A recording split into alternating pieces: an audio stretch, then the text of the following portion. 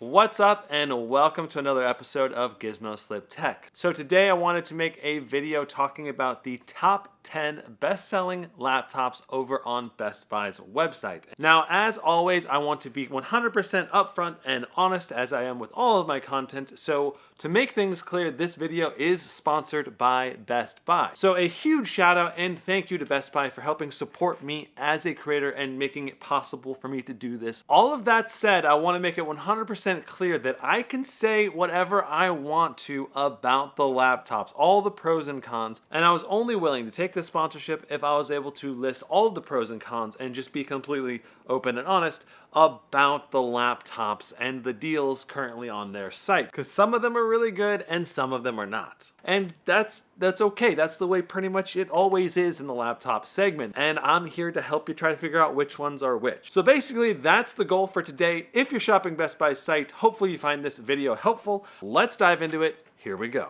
Okay, so here we are on Best Buy's site. We're sorted by best selling laptops. So this is like all of the top gaming laptops that you can buy. RTX 2000, GTX 1650 Ti's, RTX 3000, all of the laptops are in the list.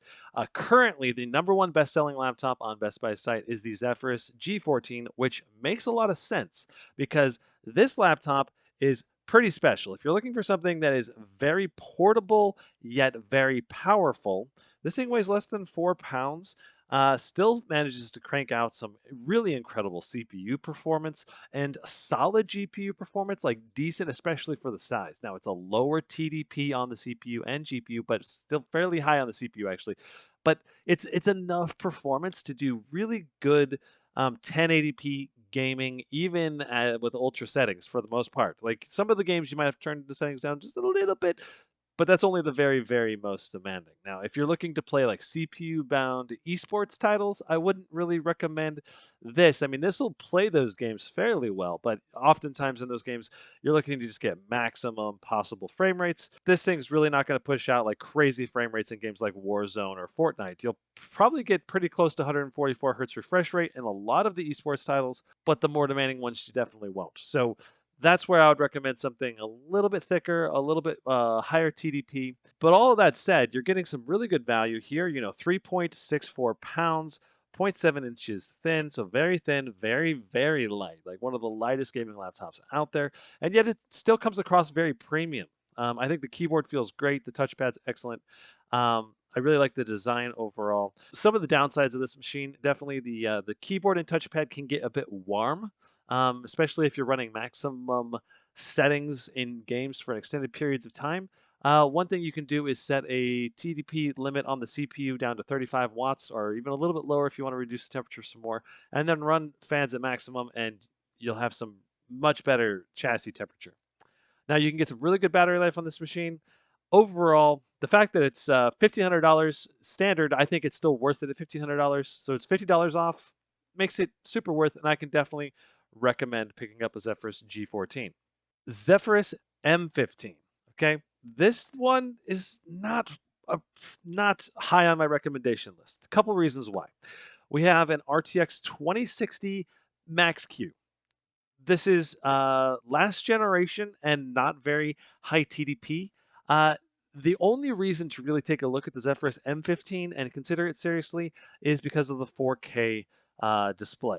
That's it, basically. You want something that's portable, you want something that's not too expensive, can do some gaming, and you want a 4K display. It'll get the job done for the most part, but it's not particularly great pricing. I think this laptop's really worth closer to $1,150 to $1,200, and the $1,300 is still not a good enough sale, in my opinion, to warrant picking this one up. MSI GF63.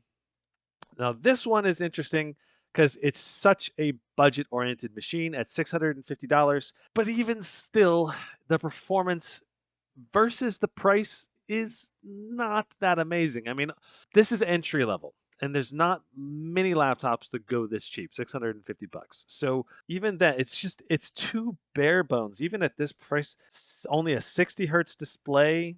You only get 8 gigs of RAM, 256 gig SSD. I mean, if you're just looking to do extremely basic stuff, watch Netflix, browse the web, and play a handful of really casual, light games like League of Legends or something, This thing will get the job done for that stuff. But if you want to do more intense gaming, I definitely would recommend spending at least a little bit more to get more performance. Next up, HP Omen 15T. Now, this one is a very good bang for the buck machine with solid all around performance, a reasonable level of TDP, nothing crazy. This thing's not the thickest machine, not the highest TDP in the book, but it's going to have a solid blend of portability, performance, and premium. Like the keyboard, touchpad, build quality is going to be all there. And it's $15.99.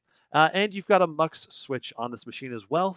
If you don't know what a mux switch is, basically a mux switch can improve CPU-bound game performance. So this laptop in particular should be quite good for, say, doing esports games like Call of Duty Warzone, Fortnite, CS:GO, games like that. Now, the only downside to this machine, in my opinion, is that we have an i7 10750H. So we only have 6 cores of performance. And at this price point, I think ideally you get an 8-core system. But for people that don't need the 8 cores, like let's say that you don't either play games or you don't use multitasking that utilizes all 8 cores, then this is not a big deal at all. But this will vary. Now, keep in mind, this is a 10th gen Intel, and there is 11th gen Intel laptops out there, and that's why they're putting such a big discount on this machine. And it is a very good discount. In addition, we have G-Sync on here. Okay, we have fast charge, so if you need to quickly charge the laptop up, and you're going to get a good battery life, and you've got a 300 hertz full HD display with G-Sync. So again, very good for esports.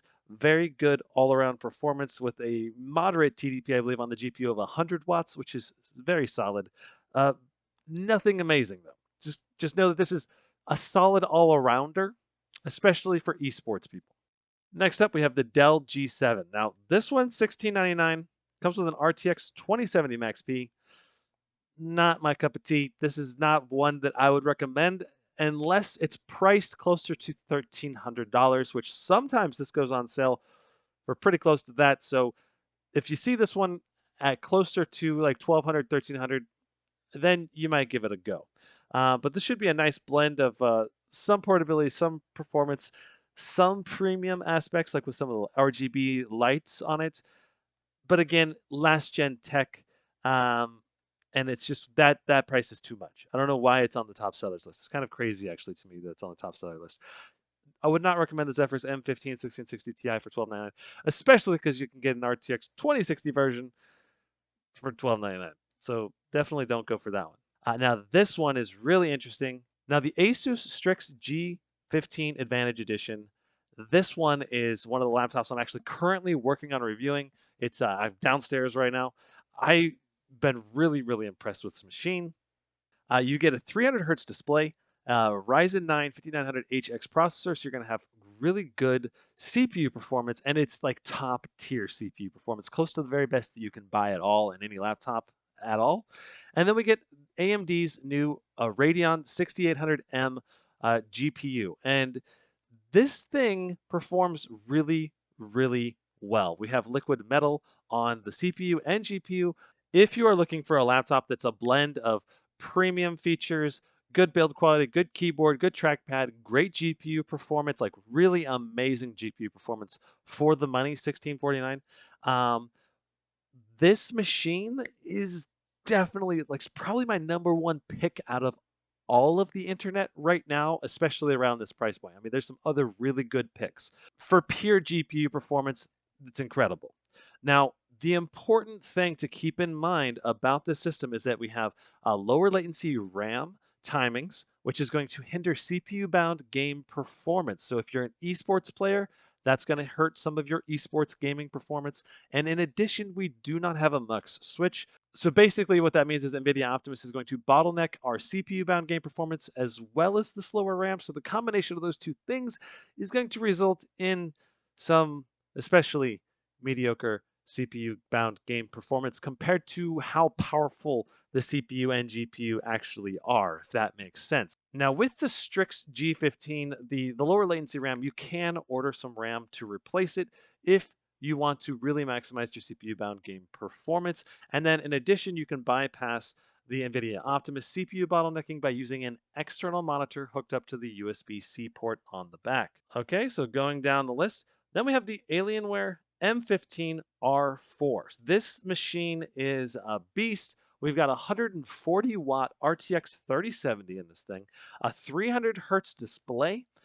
We've got an 8 core Intel 10th gen 10870H, 16 gigs of fast memory, 512 gig SSD, so very, very small SSD in my opinion for the price. One of the downsides of this machine is definitely that you have weaker battery life. Now, the reason it doesn't have good battery life is because we don't have NVIDIA Optimus. We don't have switchable graphics. So you can't switch between the integrated GPU and the dedicated GPU. You're running the NVIDIA RTX 3070 all of the time on this machine. So you got to expect lower battery life, like 2 to 2.5 hours of battery life at most. Uh, that said, if you don't need the battery life, this is going to give you really, really good CPU bound game performance for sure, as well as a very premium build quality, nice keyboard, decent trackpad. I'm not going to say the trackpad's amazing, but it's solid. And you're going to get also some really good ports on this machine as well. So this is a decent choice. I'm not saying it's an amazing price. It's a decent price. We got $250 discount, which is good, but sometimes you can get better deals elsewhere. Still solid sale here and a good value. Now, here is the laptop. If you're going to spend less than $1,000 on a gaming laptop, this is probably the one to buy, at least for right now, the Lenovo Legion 5. Now, we have a 6-core 10th gen Intel processor, but we only have 8 gigs of RAM. So you might want to upgrade this RAM up to 16 gigs, ideally, and also only a 512 gig SSD. But for the price of $899, this is very solid. And with a 1660 Ti, you're looking at like 5,500 or so in time spy. So you're still getting good performance for your money from a raw GPU performance standpoint. It's not like amazing performance for your money, but it's solid performance for your money, and the base price is reasonable. Now, in an ideal world, I would recommend more people to save up a little bit more, closer to the $1,100 or $1,200 price point for right now, because that I think is more so where the sweet spot is for the most performance for your money in gaming laptops. That said, if you're a very, very tight budget, I can definitely recommend this Legion 5 as a solid all around choice for someone just in a super tight budget limited situation. Yeah, so these three laptops, the Dell G5, the Acer Nitro 5, and the GS66, uh, older gen tech without having a good enough discount on it to warrant the purchase, in my opinion, at the moment. Maybe if these were discounted a bit more, I'd consider it. Asus Tough Dash 15 11th gen. This is only a quad core for $1499. Just not worth it at this price point. It's the cheapest, one of the cheapest RTX 3070 laptops on the market, but it's just not worth it in my opinion. Same for the Acer Predator Triton 300. Again, a quad core, low TDPs, not worth it. Razer Blade 14. This one is very interesting. If you're looking for something that is ultra portable and still has very good performance, this is a laptop to consider for sure. So the Blade 14 features I think, 100-watt GPU in an extremely thin package. You get vapor chamber cooling, a Ryzen 9 5900HX CPU. Don't know what the power limit on that is, but there's also saying up to 10 hours of battery life. Now you're getting a Quad HD 165 hertz IPS display with FreeSync and 100% DCI P3 color gamut. So basically, very, very good display on a 14-inch chassis. The main downside of this laptop is just the price, $2199. That's pretty expensive. You're definitely paying that premium price to get that level of performance in something so thin and light. This is a laptop I really want to review and check out, and I'm hoping Razer will send me one. You also get Windows Hello on here. Again, those premium features, Windows Hello, Wi-Fi 6E, Bluetooth 5.2. You're getting all of the bells and whistles with this machine. Only buy this one if you're looking for something super thin and light and you've got the extra money to spend. There's just a few more laptops to consider. This is the Alienware M15 R3. This one I don't think is an amazing deal. I think it should be about $100 cheaper, and then I think it's something I could recommend. But we've got an RTX 2070 Super, high TDP, 300 hertz display. Again, bad battery life here. Only a 6-core processor on this machine. I would tend to recommend getting the RTX 3070 version over this one because the $200 price point I think makes it worth it. The X17, this thing is the laptop that I'm actually anticipating will replace my current Scar 15 laptop. Um, Really interesting thermal designs on this one. Extremely thin, very very expensive for the performance you're going to get. But you're paying for the thinness. You're paying for the premium design. Very high TDP on the GPU. You've got an 11th gen Intel processor. I believe this one should have G-Sync and Advanced Optimus. On Alienware's website, this configuration does have that. And that's what would make this worth it for me, in my opinion, is that you get that Advanced Optimus, the G-Sync, extremely high performance, all on a very thin profile for $2549. Don't know exactly what it's capable of. I'll have a review of that laptop on my channel eventually whenever I get that in. Currently, it's going to still like 2 or 3 weeks out before I get that in. Last but not least, if you're looking for something that's very thin and premium, this one's a bit heavier, but extremely thin profile. This one I think is thinner than the Razer Blade 15 Advanced, and yet it has a moderately high TDP. Very expensive though. Definitely not great performance per dollar on the Alienware X15 as well. And just know that if you go with this one, you're definitely sacrificing some of your performance in the name of thinness, which I'm personally not a huge fan of. I love having the most performance, but that's to each their own. You know, some people really want thinness and portability over performance. So overall, this is another one to take a look at least if you're looking for that very thin, portable machine. Again, the X15 is fairly heavy though. That's the main. It's a weird thing, like super thin, moderately high performance, and yet very heavy. I think it's because of the internal heat sinks making it very heavy. I don't know yet though. So that's a brief overview of the majority of laptops on Best Buy's site and what I think about them, whether they're worth buying or they're not worth buying. And if you enjoyed this kind of content of evaluating all of the best-selling laptops on a particular store or site, I'm tempted to do this for some other stores. So if you enjoyed this format, be sure to let me know in the comments down below. I will see you in the next one. Brandon out. Is out.